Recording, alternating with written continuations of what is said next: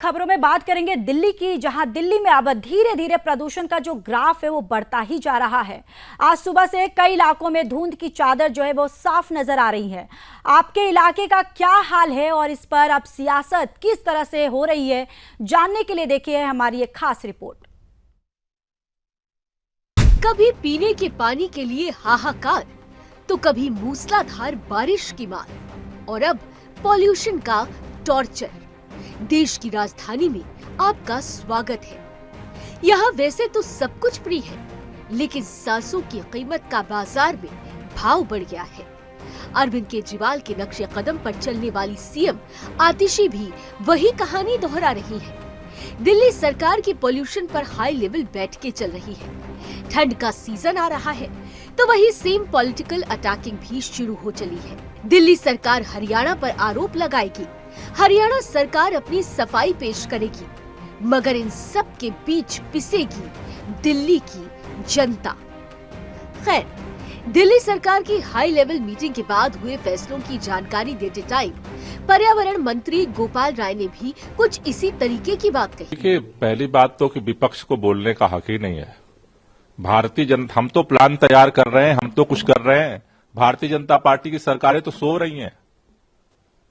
उत्तर प्रदेश में भाजपा की सरकार सो रही है, हरियाणा में भाजपा की सरकार सो रही है, राजस्थान में भाजपा की सरकार सो रही है, केंद्र में भाजपा की सरकार सो रही है। तो भाजपा की सरकारें तो सो रही हैं, हम कम से कम सक्रिय होकर के प्रयास तो कर रहे हैं।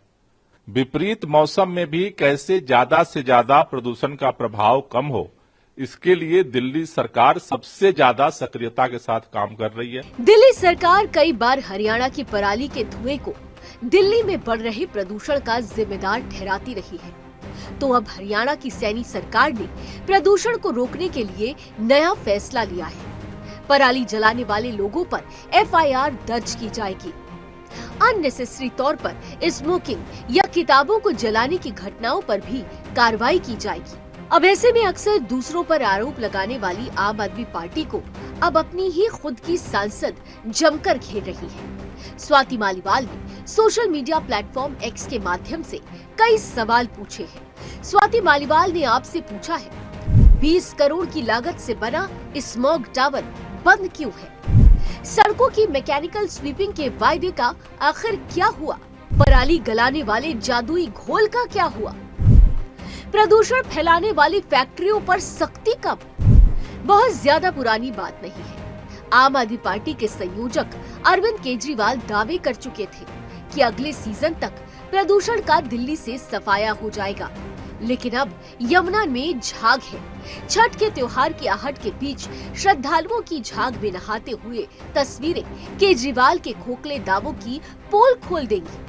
तो देखा आपने, एक तरफ तो राजधानी में प्रदूषण का ग्राफ बढ़ रहा है, दूसरी तरफ सियासी पारा भी चढ़ता हुआ दिखाई दे रहा है।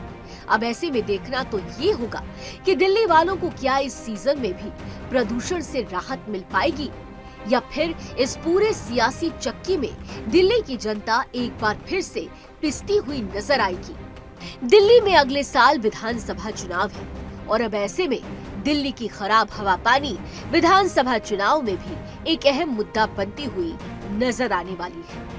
Bureau report, Sudarshan news.